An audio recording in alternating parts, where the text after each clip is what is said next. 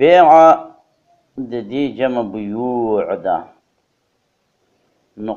دې کې اوس د هدایت النحو د قانون نه مخالفت راغلی دی.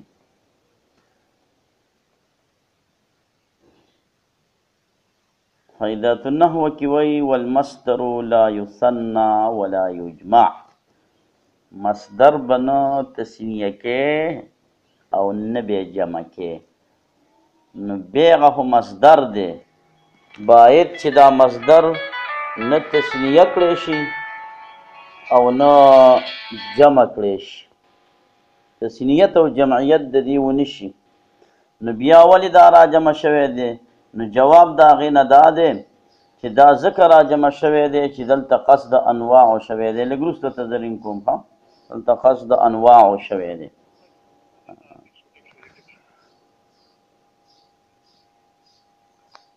د دې بیع انواع او اقسام مراد دي چې د بیع قسمونه ډیر دي، ځکه بیع راجمع کړو په بیوع سره. یعنې ستا خبره په خپل ځای صحیح ده، مصدر نه تثنیه کیږي او نه جمع کیږي، هغه اسم په لږ او په ډیرو ټولو دلالت کوي. دا مسله شو. اوس دا خبره کوي چې تاسو اخیستل خرڅول کوئ، نو یو جوړه ده هغه الی، نو یو یې خرڅوي بل یې اخلي. نو دا بیع به په څه باندې پوره شي؟ نو یو به ایجاب وکي او بل ماما به قبول وکي. ایجاب به د چا د طرفه راځي؟ کله د بایع خرڅونکي د طرفه به او کله به د مشتري اغستونکي د طرفه وي. دا قبولم کله د یو کله د بل. خو مثال په طور باندې ګلدین دغه دی مخامخ ناست دی، ګلدین کاکا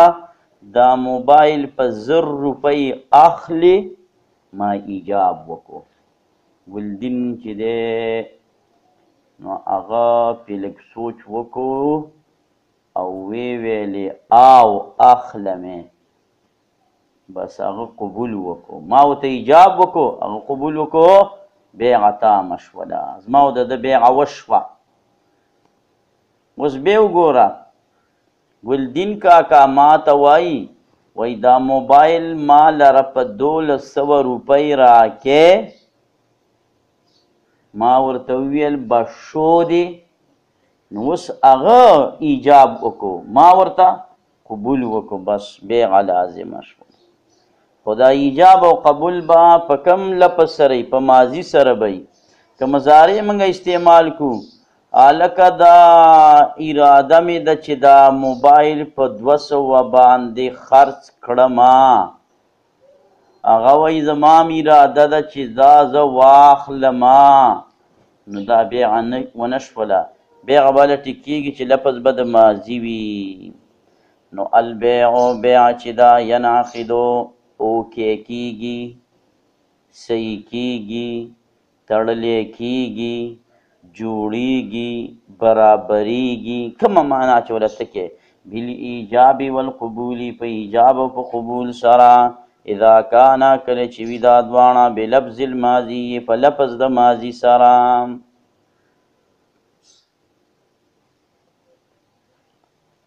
ما ایجاب وکړو چې تاسو کې یو دا بس دالته ګلدین ناست دی، ګلدینه دا موبایل په 1000 روپۍ درکومه. ایجاب خو مې وکړو، نو دا ګلدین به فورا وایي چې زما شو، که نه سا به پکې هلي، که میلټ بعد به وایي، که 3 میلټه بعد به وایي، که 10 میلټه بعد به وایي چې او شو مې. چې کله د خبره ټیک کېږي، نو چې تر کومه پورې هغه په دې مجلس کې ناستی دی، هغه لره خیار شته دی. که میلټ ناستی دی نو 1 منټ وله خیار دی، که ګینټه ناستی دی نو 1 ګینټه ورلره خیار دی، تر کومه پورې چې نور باسونه نه شروع کړي.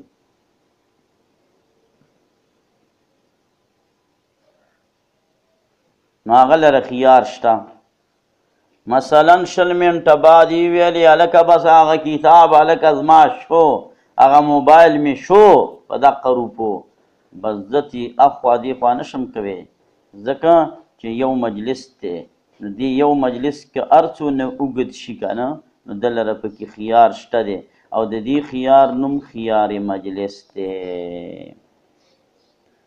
او که رد کوي نو رد کولی هم شي رد کولی مرلره دغه دي دا جایز دي نو فرمایي وإذا اوجبا کله چې واجب کی احد المتعاقدین یو د متعاقدینو البيع بیع لرا فالآخرون هغه بل بالخيار په خيار باندې دی ان شاء که خوښ شول نو قبلا قبول والي دی وکي په مجلس په مجلس کې و ان شاء که خوښ شول نو رده رد کی دی لرا فايهما نو ار یو د دې دوانو نه قام چې فاسد من المجلس د مجلسنا قبل القبول مخکې قبل ولنا بطل الایجاب ایجاب باطل شو ایجاب د من د لاړې یعنی معنی دا ده که زه ما ایجاب کړی دی که زه پاڅېدلم زما خبره ختمه او که دغه ګلدین پاڅېدو د مجلس نه زما هغه ایجاب هغه ختم شو اوس به نوې بیه بله جوړوو که هغه یو که بلې په هغه تیاره کې ما دې نشي راګیرولی چې تا خو په خپلې خولې ویلې که نو چې په زر دې شو اوس بیا راله راکې نه نه نه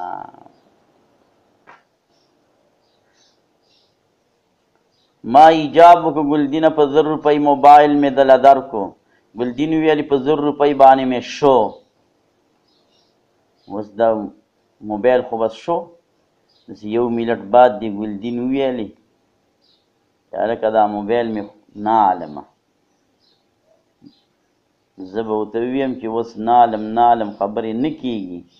تو کړې لاړې بېرته نه راپورته کېږي دا په تا تین شو بس اوس بیالي نه ماله خیار شته دی چې د ګلدین د رضا نه غیرې بېرته واپس کم نه ګلدین له دا خیار شته دی چې زما د رضا نه غیرې بېرته ما ته واپس کړي اما د عیب د وجې واپس کوی شي که موبایل کې عیب او نو بیا واپس کوی شي یا موبایل لیدلی نه و ما اوس دلته خبره وکړه او موبایل بار د جومات په کمره کې و چې لاړو موبایل یې وکاته ویل دا خو ویل نالمه بیا خو خوښ مې نه شو نو د دې رؤیت د وجې نه واپس کوی شي د دې نه غیر د عیب او د رؤیت نه غیر نشي واپس کولی نو چې د عیب د وجې واپس کوي دې ته خیار العیب وایي او د رؤیت د وجې چې واپس کوي نو دې ته خیار رؤیت وایي فاذا حصل الایجاب کله چې حاصل شي ایجاب والقبول او قبول لازم البيع بيع لازم شوا ولا خيار او نشته دی خيار لواحد منهما لپاره د یو منهما د دې دوانو نه دوانه څوک دي بایغ بل مشتری الا من عیب مگر د عیب د وجنا او عدم رؤیت یا د وجه د عدم رؤیتنا او عدم رؤیت د وجنا والاعواس المشار الیها لا يحتاج الى معرفة مقدارها في جواز البيع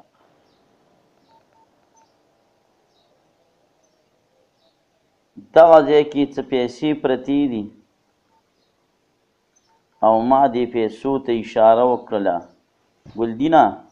په دغه پیسو باندې موبایل ماله راکې ګلدین وویلې چې زه شو دی زما او د ده بیعه ټیک شوله ته پې سوال کوه چې تا کوم روپو ته اشاره کړې ده نو هغه خو معلومې نه دي چې 100 دي 8 دي 500 دي 1000 دي وایي چې اشاره ورته وشوه بس دا اشاره کافي ده مقدار معلومولو ته هېڅ قسمه حاجت نشته والاعواز المشار الیها هغه عوضونه چې اشاره شوي هغې ته لا یحتاج نه محتاجه کېږي الی معرفت مقدارها معرفت د مقدار د هغې ته لا یحتاج محتاج والی نه راځي الی معرفت مقدارها ما پیژنګلو د مقدار د هغې ته فی جواز البیع په جایزوالي د بیعه کې بس په هغې باندې بیعه جایز ده که مقدار معلوم وي او که معلومې نه وي نو دلته نن څو مسلې ذکر شولې دا به تاسو زده کوئ چې دا بیع حقیقت څه دی دا سوال راشي چې چې بیع څه ته وایي تاسو ویستئ بیع ایجاب او قبول ته وایي چې یو ایجاب وکړي او بل قبول وکړي نو دې ته څه ویلی کېږي بیع نکاح هم په ایجاب او په قبول به او بیع هم په دغه باندې و د دې وجې نه یو طالب العلم به استاذ ته چیټونه ورلېږل چې استاد جي دوا کوه د بادشاه په لور باندې مې چې کوم دی خبره د نکاح رانیولې د نیم کار شوی دی او نیم کار ویل لا پاتې دی نه دی شوی دوا کوه چې کار برابر شي طالبان یو چې لکه دا خو ډېر د کافر شیګتی دی دا طالب چې د بادشاه لور سره نکاح کې دا دی نیم خبره برابره کړې ده او نیمه پاتې ده بیا ته اخر تپوس وکړل طالبه څنګه دی نیم کار برابر کړی او نیم پاتې دی وایي ایجاب خو ما کړی دی که نه خبر مې ورلېږلی دی چې باچا لور به داسې هم چاله په نکاح ورکوې مال یې په نکاح راک ایجاب مې کړی دی نیم کار شوی دی نو پاتې شو خبره د څه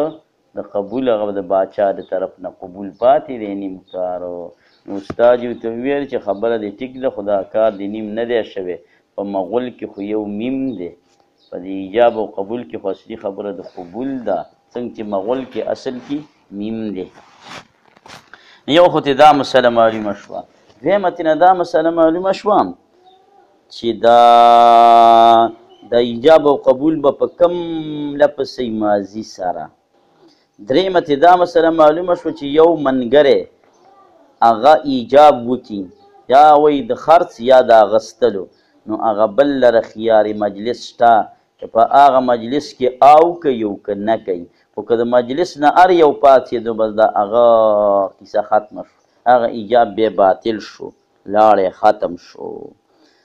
بله ترې دا مسله معلومه شوله چې ایجاب هم رالی قبول هم رالی دواړه رال بس اوس چې دی په تبرګو باندې دا بیغه نه ماتېږي اوس که ډېر ووایي چې دا بیغه ما ته نه ده منظوره او نه نشي واپس صرف د واپس کولو دوه لارې شته یو د خیار عیب د وجې نه که عیب پکې او بل د خیار رؤیت د وجې نه که لیدلی نه او وی لیدو خوښ یې نه شو نو واپس کولی شي بله مسله دا ده چې هغه عوضونه چې هغې ته اشاره شوي وي نور خو معلومیږي نه لکه خو دغه ګوتۍ کې 100 روپۍ پرتې دي تا ورته اشارې ورته وکړه په دغې دا موبایل راکې نو هغه مقدار ته حاجت نشته بس په هغې باندې کار صحیح دی صلی الله تعالی علی خیر خلقه محمد و آله وصحبه اجمعین